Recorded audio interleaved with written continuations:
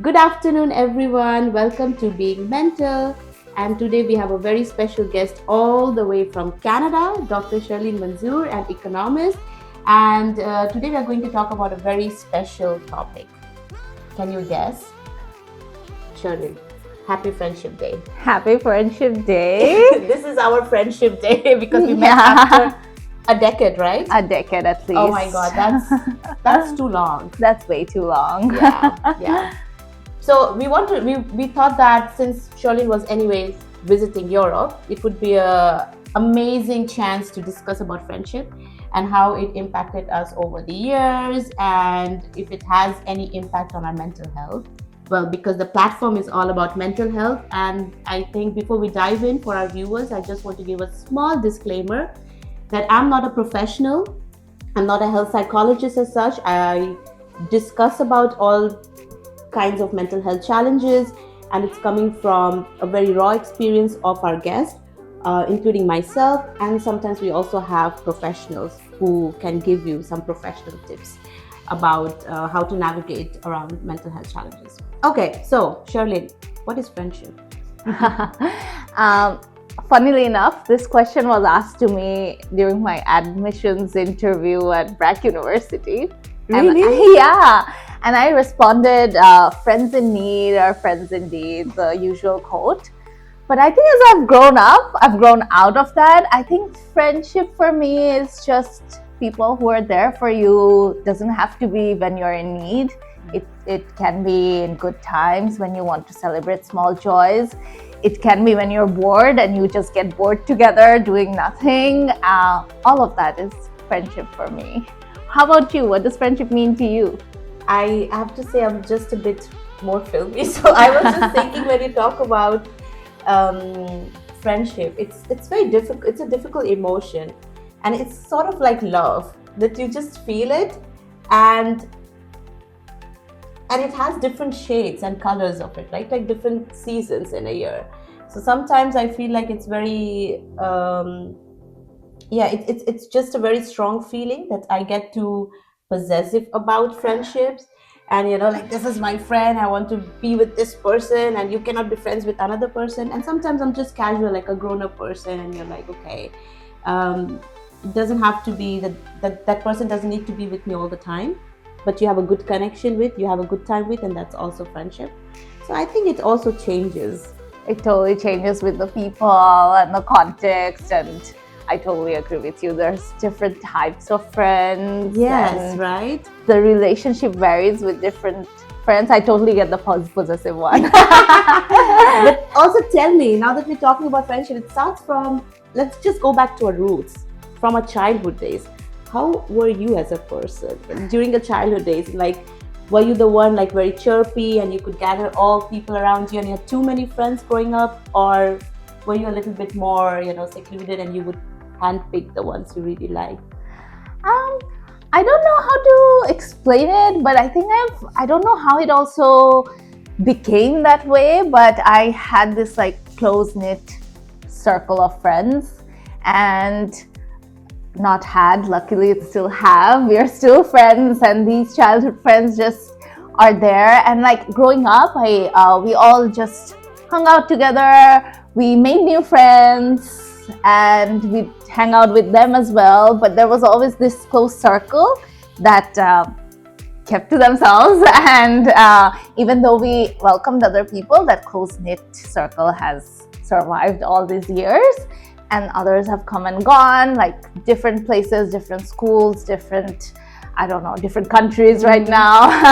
But that close-knit circle has stayed together. So I wouldn't say I as a person was chirpy, and everyone thinks I'm extroverted. I do like hanging out with a lot of people, but I don't always call everyone my friends. Yeah.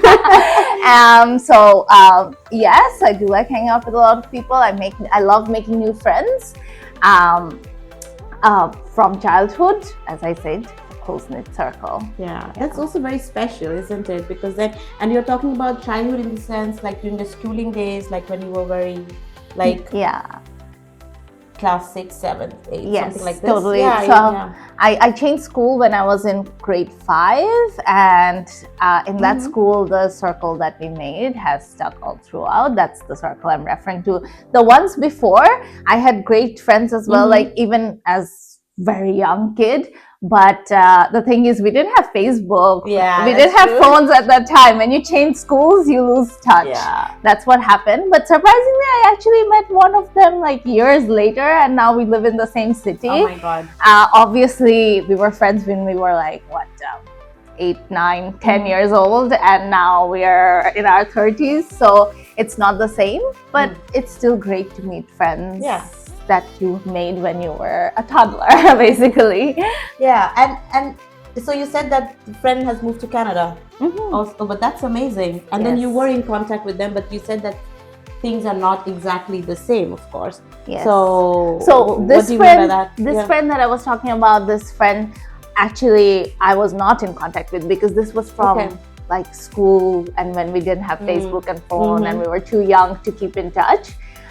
So now it's more of a, it's nice to meet friends like that, but obviously we have all grown up, we have made different friend circles, so it's not the same as before, but it's always great to meet them and reminisce about what you used to do in school and what used to happen. Then I have also school friends from the close-knit circle who stuck together through these years, who one of them moved to Canada recently, and it just feels like it's the best thing in the world. So having that, because those friends, they have seen you grow through all the phases of life, right? And they have stuck with you through your ups and downs, all of it, and they know you as a person. They become like family. Yeah. And so it just feels like I have family in the city I'm in right now. Yeah, and I remember off camera that you were also telling me that one of the reasons for you to move from one city to another was because of your friend, right? Because you have somebody and you have that safe space around you, I guess, then you feel like, okay, this is a bit closer to home. Yes. And I mean, everyone living abroad, we want a little piece of home wherever we go, right? Yes, so absolutely. That's amazing. Yeah, I'm very exploratory, and I wanted to explore a new city and move somewhere. And then when my friend moved to that city, I was like, this should be an easy choice. I have not spent time with school friends in the same city for almost 10 years at that point. Wow. And I miss them a lot. And so when I had the opportunity, I did not want to miss it. And so I moved to that city. It has been a great decision so far. It's great to have my friend, great to have a school friend there. But it's also really fun when, you make new friends in the new city, and then you also hang out together, like your old school friend and your new friends, and we're all sharing different experiences. Yeah. It's different, and it's really fun. And I think now, because you said about mixing friends, so I guess that now we are also a little bit more open, isn't it? To just like mix different kind of people, and everyone is a bit more open in general. I don't know if it has something to do with the age factor, or just like because we have just grown up and living away from like our own social needs that we built long time ago, that we are very open. Do you also feel it that way? Because we do the same here, that like you will be meeting another friend of ours in the evening, and then it's just more easy, I guess, right? Yes, it is. Though I have mixed experiences and mixed opinions about this, because sometimes you will mix friend circles and it might not work out the way you want to be. The dynamics might just turn out to be strange. But I think we're at that age where, or I feel like I can read that, okay, this person's energy is probably going to gel well with this person's energy, and it's going to be okay to let them hang out together. Not let them, like to organize a hangout where they're together. But sometimes, of course, I will think, oh, maybe this person's energy or perspective is a little different from this person, and they might not gel well. And in that case, I might hold myself back a little bit. So do you think a little beforehand, or you just sort of test the waters? I prefer thinking beforehand, because testing waters, I think I have had experiences where things got a little messy in friend circles, so I did not want to get into that, so I think beforehand. Yeah, okay, well, that's also a good strategy, I would say, because then if you don't want to be the person that you have to handle like a conflict right at that very situation where it could get really Exactly. messy. And you Exactly. spoke about some problems. I mean, we will not go into the details of the problems, of course, but because the platform is about mental health, and we know that friendships are so close to us, right, that we are actually sort of breathing through it. So how does it impact you, like all these different changes you had? So you said that you have a close friends group from school, and luckily and fortunately you still have them with you, which is amazing. But then from school you also moved to the university where we met basically, and then you had some friends from there, and then you moved to Canada, and all of these changes, and how does it impact you and your mental space? I think friends are crucial for our mental space. Mm-hmm. The support system that we get from having good friends is absolutely necessary in life. I think during a certain phase of my graduate studies, I do think I got so much into the studies and all of that that I wasn't spending so much time with friends. And this is in Canada, or This is in Canada, I would say. And I think what happened at that point was there was a time when my mental health was not the best. And I think now that I look back to that time, I would have coped way better if I was still surrounded with my support system. In person would have been great.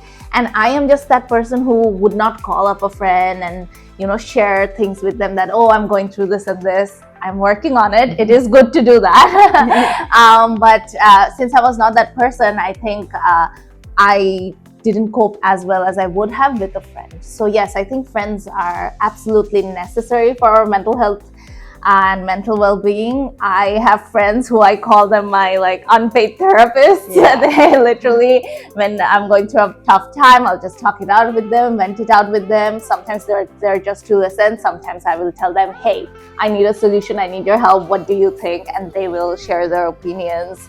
And it's always very helpful to have that. Yeah, of course. I mean, I think indeed, as you said, it's like they're the unpaid therapist, which is there, and then if like you for me. Yeah, thank you. I mean, it's important, isn't it, that sometimes you just remove all kinds of thoughts and just be there for a person as a person. Just and also, I was thinking while you were just giving your experiences to the audience.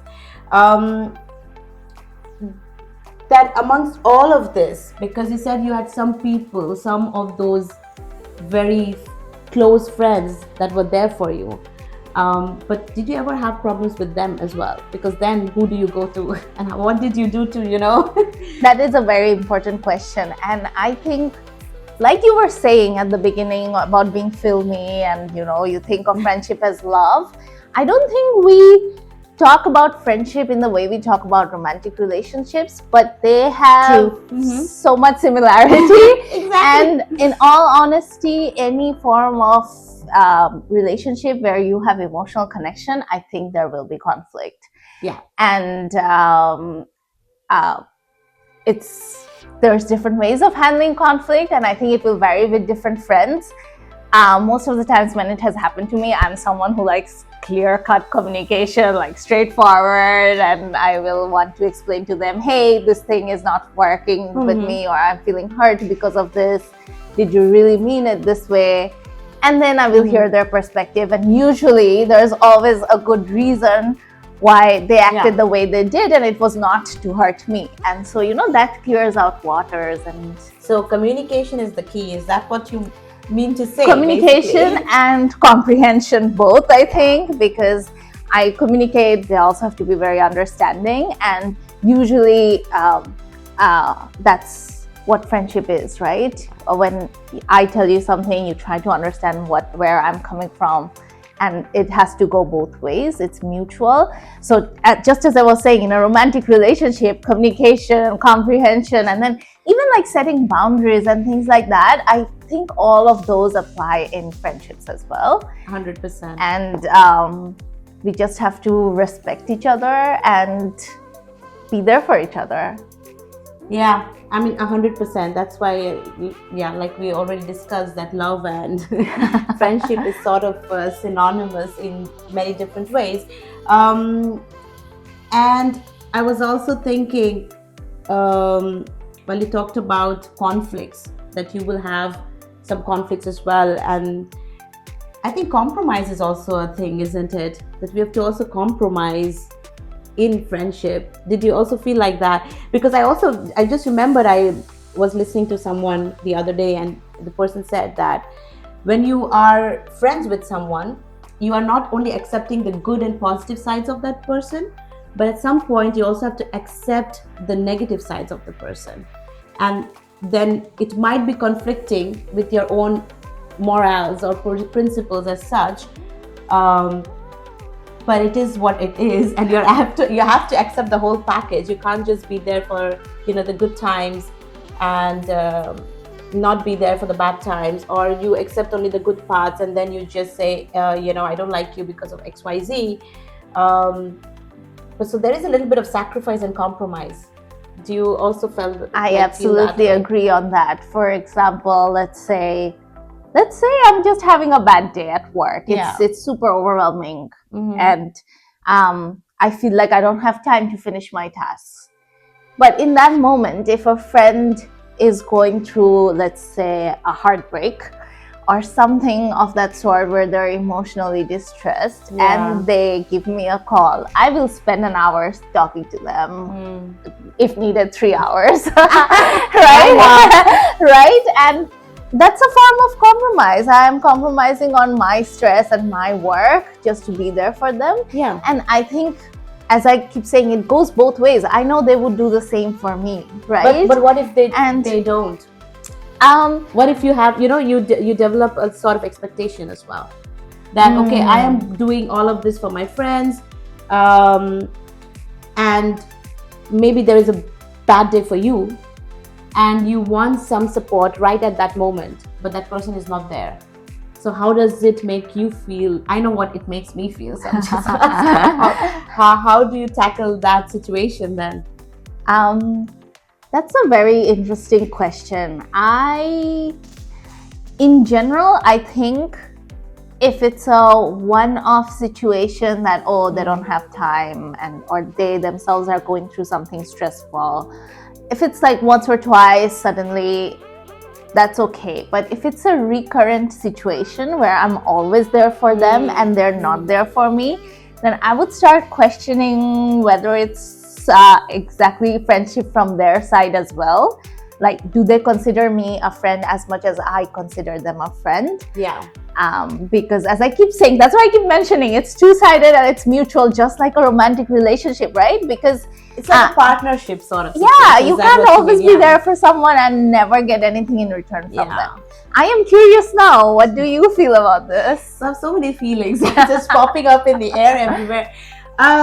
So in my own personal life experience, I've seen that I have been doing things for my friends, and actually it's coming from a space that's just for me. They're not asking me to do certain things, but I like organizing things and planning events as such. So there was a time that I used to do this a lot, but then somehow I started feeling that maybe they're forgetting things about me. Although we are all adults and we are like, okay, they didn't ask me to do something, but I'm just trying to give a surprise, or keep in touch, although we are in different cities and everything, and then I'm not getting the same back. I used to feel bad about it, but then I spoke to another friend, and that friend told me that it is a difficult experience, but you have to learn to not expect too much. Like, when you love someone, you just love, but whether the person loves you back or not, that is that person's feelings and emotions and decisions. So if you're doing something from your own will, it should come from a good, pure space, without the expectation that you will get exact same thing or something similar back. So I have been practicing that, and now it's better. It's really better, but it's difficult. That's a really interesting perspective, and I would say I agree with most of it, to the point where you're not pouring so much into a relationship that but you're left empty. Oh my God, that Right? has happened to me as well. Right. The feeling of emptiness. I mean, it also comes, guys, with the friendship. Mm-hmm. That sometimes when you have, it really feels like a breakup when you have like really good friends with you, and then you are just, something happens, and then you are just, like drifted apart, and then you don't speak to each other as such, so you feel empty. It has happened to me as well, but I don't think this was anybody's fault as such. But it was just, again, the expectation. I think I was expecting too much, and perhaps the other person was not. The other person was just being themselves, but I was the one probably putting a lot of my emotions and expectations, and like I was just, the glass was overflowing basically. So yeah, so, and then it hurts. It really hurts. So I think there again we come back to that point of communication, I feel, because if I have expectations from someone and I'm not getting that from them, I will communicate it to them. Yeah. If that friend tells me directly like, oh, I am not this person, I can't do this for you, then it's up to me to decide, okay, that person is different and they're not going to do this for me. I will do this for them. Yeah. Can this still work? If it works, then obviously the friendship holds. Yeah. And then if it doesn't work, I think we all learn over time as we age that some people we are just meant to cross paths with and not walk it together. You have to let it go. It's just, you cannot hold everything back and just say, this is mine. Yes. You have to let it go. And that's also what I learned from friendship, that it can have a tremendous impact on you, but at some point you have to feel that, okay, I have done enough, and maybe the other person has done enough, but we were just meant to cross paths, just like you said. You learn things, you have good feelings for each other, and you just let it go. Yes. But that letting it go is very difficult, isn't it? It is. And I think we all talk about and are very sympathetic towards, let's say loss of family is about grief, or breakups. We talk a lot about that, I think, in general, and people are like, oh my God, you're heartbroken, what can we do for you? But you tell someone, oh yeah, I was really good friends with this person and now things are not working out. They're like, oh, okay, and off to the next topic. But I don't think we emphasize how painful it is. Oh my God, it's just giving me goosebumps right now, because we were not talking about it a lot before the filming this, but nobody talks about grief in friendship. The fact that this actually feels so bloody painful, that you are drifted apart. You're not talking to the person that you used to. Yes. On a daily basis, and then there's a complete void.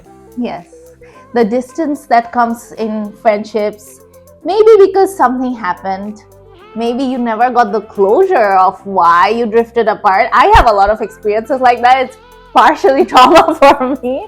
I have lost friends who I have no idea what happened and why we stopped talking in the first place. Wow. And maybe at times I was too immature and I never went back and asked. In some cases I asked and I never really got a concrete answer. So it's really painful, but I think you learn over time that you have to let it go, and there will be some friends who are permanent in your life, and there will be some friends who come and give you an amazing time, but it's just not meant to last. Or maybe they come in and you think it's going to be an amazing time, but you just learn a lesson. So it can go a lot of ways. But I think with growth, we just understand that this is what it is, and we just have to enjoy the little moments that we have with each other. And I think that's what makes the friendship worth it, for whatever short length of period it is. That is I completely 100% agree to this, that you cannot hold everything. You have to let something go, but you also spoke about that because you said it also was a traumatic experience for you. Did you confront these people, or because you said that you communicate, right? So did you take that step when they were sort of, I would say the word ghosting here in this case? This has happened a couple of times with me, and I think the traumatic part of it comes from the idea that every time, like when it happens more than once, I start questioning, is it something to do with me? Is there something wrong with me? Um, but I think over time you realize that these are all very different experiences, even though the end is similar. And to come back to your question, after when this happened at a time when I was mature enough, I did go back and ask them. Sometimes it was like, oh no, there's nothing wrong between us, but clearly there is. In which case, you really can't do anything more about that at that point, because you are like, okay, then let's try and be as we were, but then you are not. In other cases, have I ever gotten an answer? Now that I think about it, I don't think I've ever gotten a clear answer. I don't think I've ever gotten a clear answer, but there has been a moment when I have given a clear answer where I said clearly, I set some boundaries. Those boundaries were repeatedly crossed, and then I had to say, hey, this is not going to work out. I don't think we're working at the same energy or same vibe. We're on the same path. So, I mean, we can still be friends. We can still be connected. But I don't think we're going to be friends the way you are expecting us to be. And yes, I do hope, I wish I got that answer from somebody, some of the friends I lost. And I hope I got the clarity from them. It's their loss.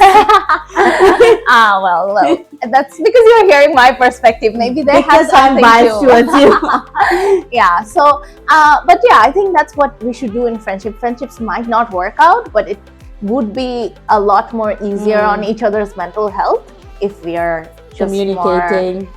Communicating and more clear to each other about what exactly is not working. Yeah, because I'm just thinking that I also didn't really have a conversation, and maybe after many years of losing a very good friend, maybe I should approach this person and just, it's important to have closure in friendships as well, right? I mean, never thought of it. So thanks to you, I'm thinking about it right now, because closures are only meant for romantic relationships. And we have emphasized on it so much that if you don't get it, and if you speak to other person that, okay, I didn't have a closure, they will feel like, oh my God, what's wrong with you? But yeah, for friendships, we don't talk about closures and things as such, isn't it? Yes. So it's true. If you want, you can definitely communicate. If you're in that space, in that bandwidth to take it and to talk after ages, and I guess if you've crossed that path, you've crossed that path. Exactly. Guess, right? And sometimes, as they say in romantic relationships, silence is a response too. Silence is also closure.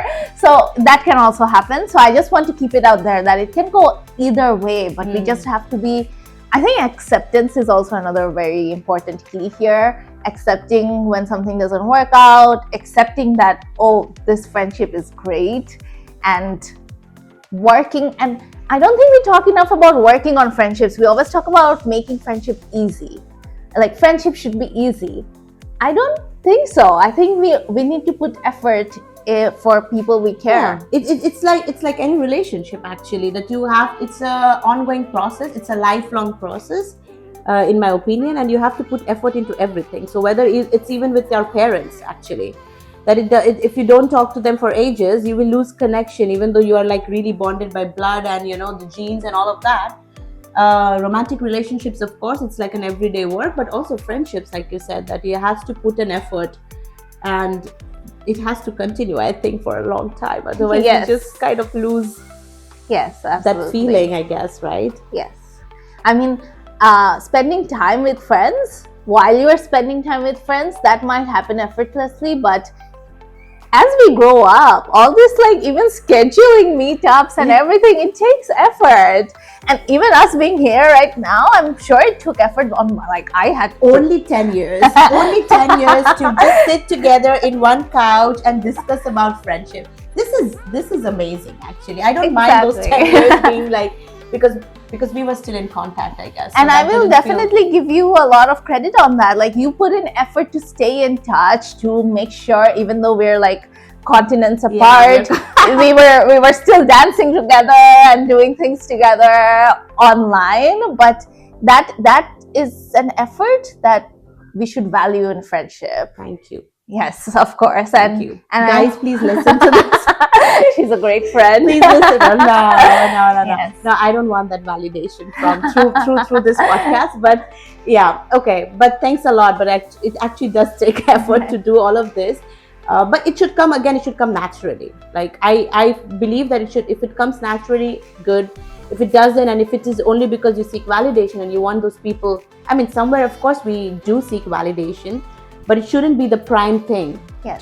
To go for. It should be coming from a very pious space, and you like someone, you do things for somebody out of love, and that's how it should be. Absolutely. And I agree with all of that. And also, I think on the topic of expectations, sometimes you will do things out of love for someone, and because they expect it from you, you don't get the credit for it.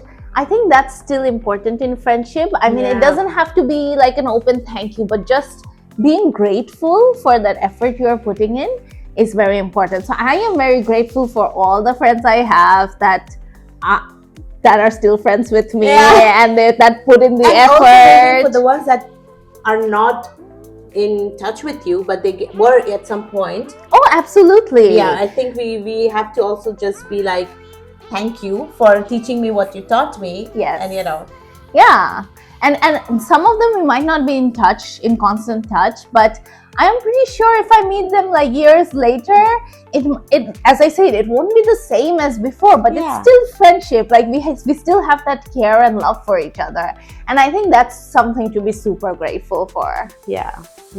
No, of course, I think practicing gratitude is also a skill. we need to learn this on a daily basis, but it's not easy. Yes, and I think it also helps, like when you're going through a tough day, and your mental well-being is not at its best. I think being grateful, and when you think of your friendships, if you're feeling lonely, think of your friendships. And the gratefulness you get from that is sufficient to make your day better. Yeah. And you might just think of somebody and be like, hey, let me just catch up with this person and just give a call. Why not? Yeah, exactly. And your really rough day might just turn out really nice. I do that. I know. I mean, I have to say sorry to everybody who I constantly text. But I just send a lot of messages and voice notes and something like this. And I also think that, I don't know, is it like my coping mechanism to just go through the day, or what is it that I want?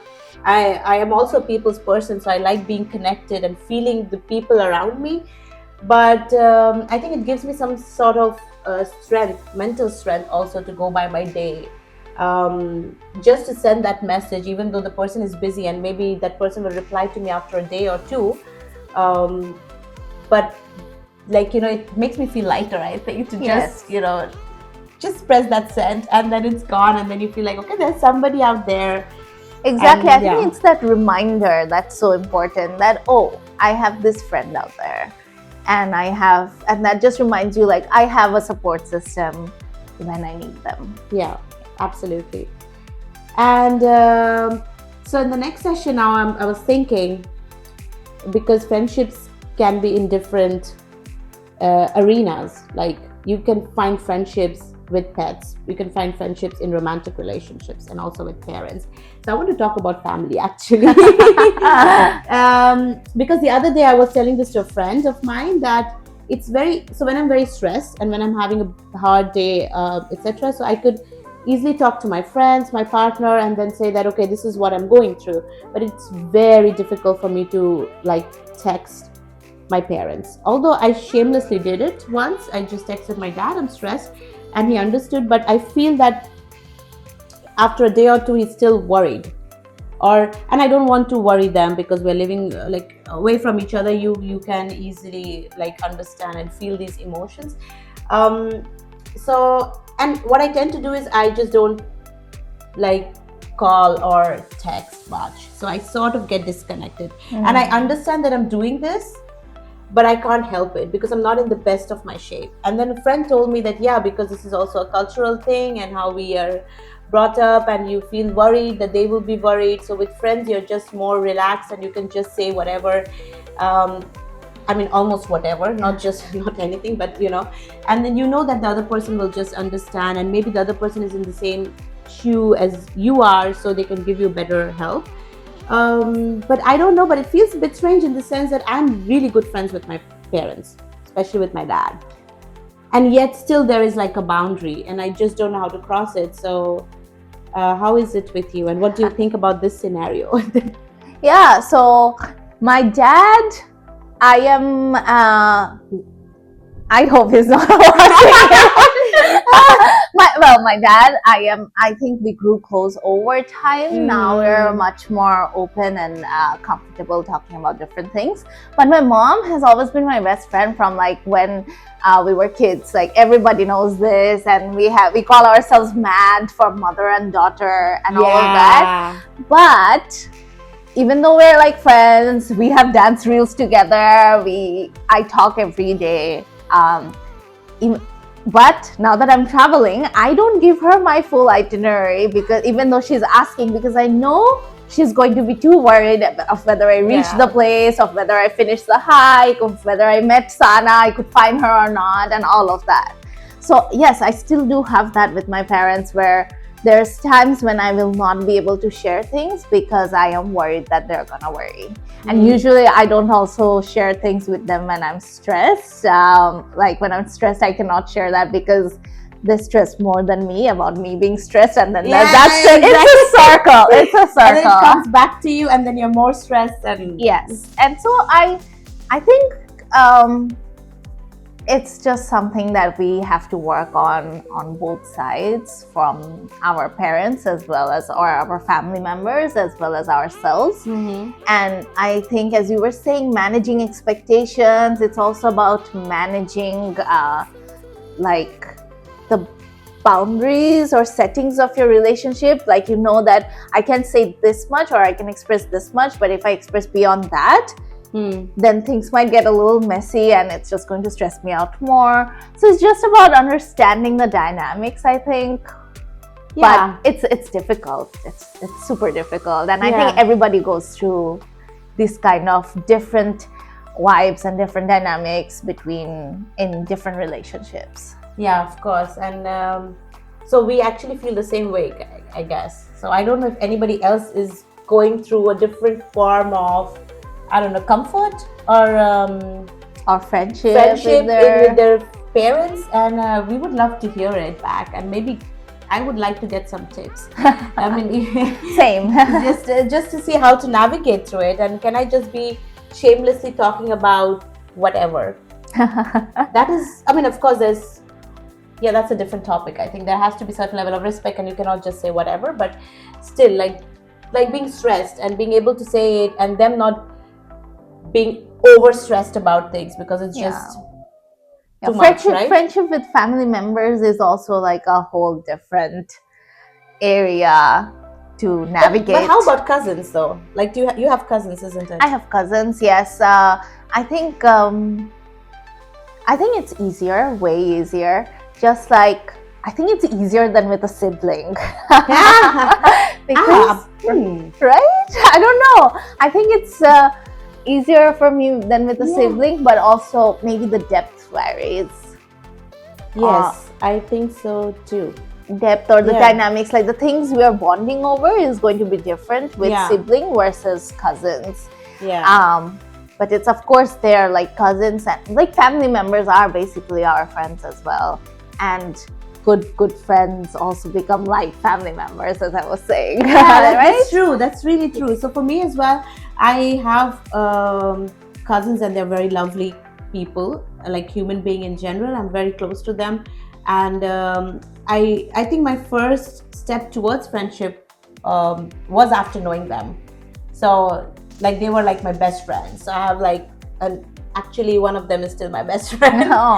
So because we grew up together, and then we were I think our age difference is not much, it's like 9 months or something like this. So I understood the meaning of friendship through our bonding, and because it's family, it was also very easy.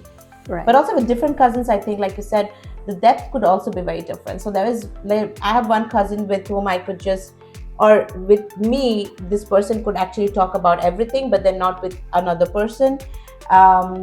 then I have a different dynamics with different persons. So this is also very interesting to navigate and to know that, okay, actually now that I think of it, that not every person is meant to do everything. Exactly. That's the point, right? It's also like you cannot seek, like there could be a friend with whom you bond over dancing. Like us, we started being closer to each other because of our common passion towards dancing, isn't it? But maybe if I want to think about, I don't know, like traveling, there could be another buddy for you who you can think like the first person to think when it comes to hiking Absolutely. or Yes. reading books, or and I think that's also another thing, that we are keeping all our eggs in one basket and is saying that, okay, this is it, this person is going to be responsible for my happiness, and then this person is best in everything, and that's not going to happen. It's not possible, I guess. Yeah, I don't think that's how it works, and that's why we are meant to have friends, because we all have different types of hobbies, different types of things we like, different preferences in life, but we cannot expect one person to fulfill it all. And it's always great to do things with other people as well, to share the moments with, right? And so let's say I'm enjoying dancing with you, I'm enjoying traveling with you, but maybe when I'm thinking of planning a hiking trip, I will think of a different friend.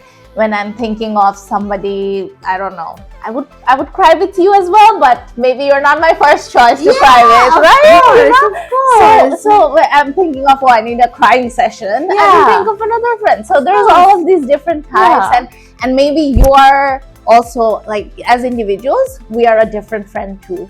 All the different people, right? That's also true, because our personality, I think, also shifts.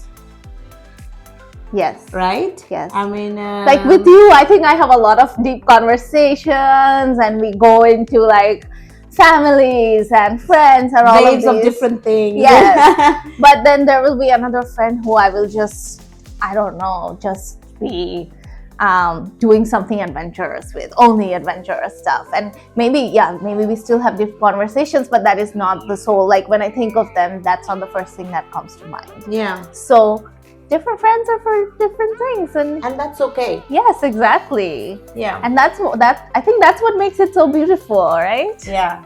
But I bet we didn't think of it 10 years back, did we? No, we did not at all.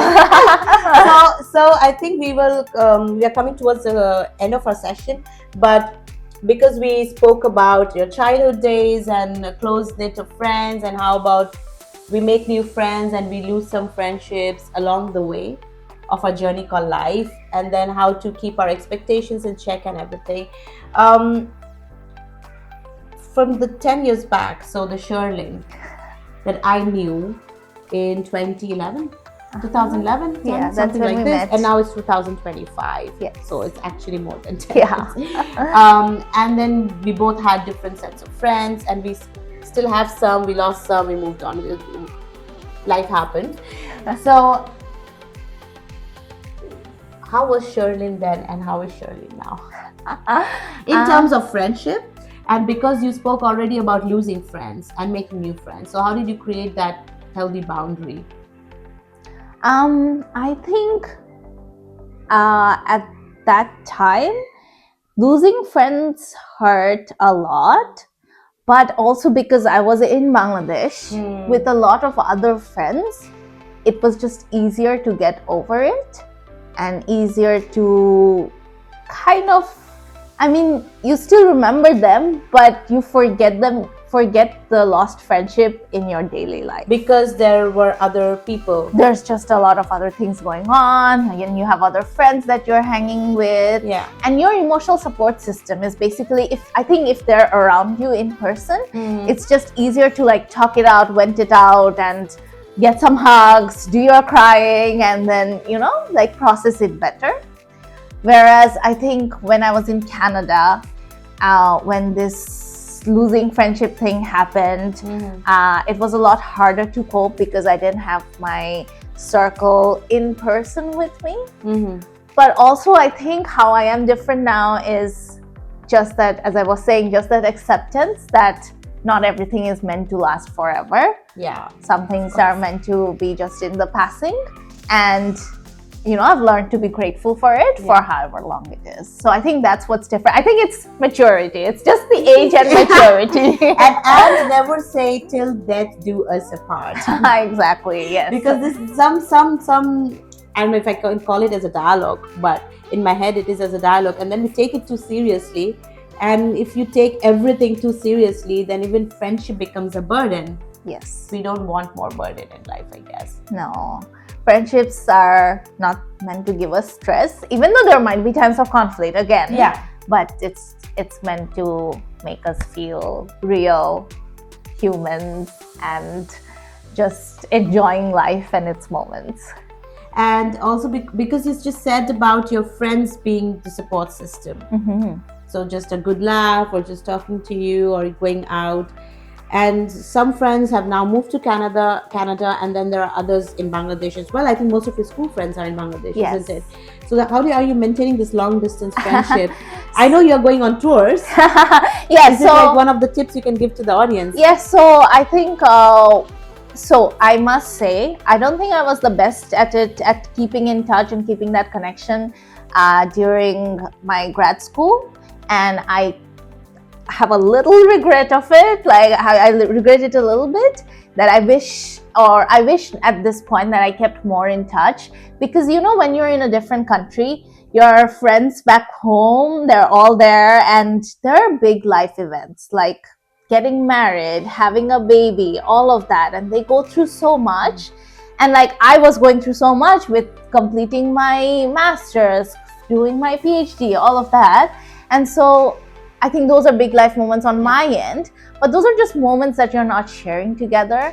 And at some point, I think that makes you feel like there might be a distance coming from it. Yeah. They're still very close to my heart. They're still like my friend, like my family, but also you realize that, I let this distance come in between us. And so I think, as I was saying, learning that we need to give effort if it matters to us, right?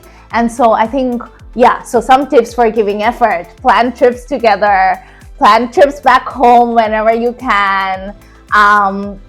If none of that is possible, stay in touch over video calls, over phone calls, over text. And because of the time zone difference, when that doesn't work out, I did this a lot: video messages, like not even voice notes, video messages, like, yo, this is what's happening in my life, what's going on, blah, blah, blah. And so I think that also helps, just like seeing each other regularly and knowing what's going on in each other's lives.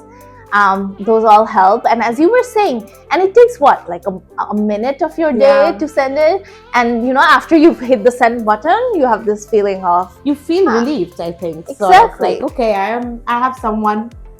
That person will check whenever that person has time, but I have that person with me, and I'm in contact, right? And even if they're not responding, don't assume that they don't care for you, because sometimes I have friends who have given me the disclaimer multiple times beforehand. They told me, hey, I'm not good over text or something, but I will get back to you, right? They sometimes reply to me like in a week or something. Exactly. But then I'm like, okay, they still love me. That matters the most. Exactly. So different people have different ways of staying connected, and we also need to just acknowledge that and not take anything personally, or like, and if it's bothering you, just tell them, hey, you are MIA for too long, get in touch with me. And they will. This is a good thing. Maybe I have to use this. I do that. You are gone for too long. Now you need to come back to me. Exactly. Maybe that's important. Yes. Okay, so I think we've covered mostly everything. A lot. A lot. Probably something that everyone could relate to, or something that we related to for Definitely. sure. So let's close the session with some key messages. This is something I ask every time in all my live sessions as such. So what would be the, let's say, 3 key messages, or more if you want to talk about friendship, navigating through difficult times, and taking care of your mental health when you are dealing with these difficult times? I think the first one, which we talked most about, is like treat your friendships just like a romantic relationship. Make sure you have good communication. Can I just interrupt and say, pyar dosti hai? Yes, exactly. Do you want to do the English first? Love is friendship. Friendship is love. Yes, Basically. exactly. It's a dialogue from a movie. Yes, So not my dialogue. Okay. Yeah. So basically, make sure we have all those respectful things that we have in a romantic relationship in our friendships as well. Let's be accountable. Let's communicate. Let's set our expectations, set our boundaries, all of that. Second key message, I would say, let's give effort in our friendships and make sure, like, let's not think that friendship is just supposed to happen, because we need to remember that friendship is actually very good for our mental health. Friends make a great support system, and so we should give effort towards friendship, not just for, oh, I have a lot of friends, but also because of our mental well-being. And last of all, I would like to say, enjoy every moment with your friend. You never know how long it's gonna last. It might be forever, it might be a short period of time, but it's going to be a treasure nonetheless. Thank you so much. I think these were very valuable also for me personally, because off camera we were not discussing so much in depth. So there's so much to learn, and I will take some of these key messages and I will probably also use it.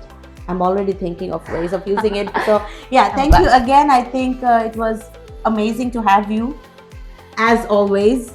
We learned something today, and I hope that the audience will also take something back home. And to everybody else, thanks a lot for listening to us. And we are available on Instagram, YouTube, Facebook, also on LinkedIn. So all the captions are mentioned everywhere, actually, in all the other platforms. So if you go to one platform, you can find us in every other platform. So it's very easy. It's just one click. We are always looking for guests with their own personal experiences to different mental health challenges, but also professionals who can help us guide and navigate through difficult situations in life. So if you know somebody who knows somebody, please contact us. We also have our own email address that's also mentioned on all our platforms, and feel free to reach me out, and I'll be happy to basically be of some help to the society. Thank you, and good evening, good afternoon, good morning to Thank everybody. you so much for having me, and give her a follow. She comes up with great topics to discuss on her platforms. It's always great to know that other people are experiencing the same things as you are, and it's always great to hear and get these tips. Thank you so much. Thank you. Bye-bye.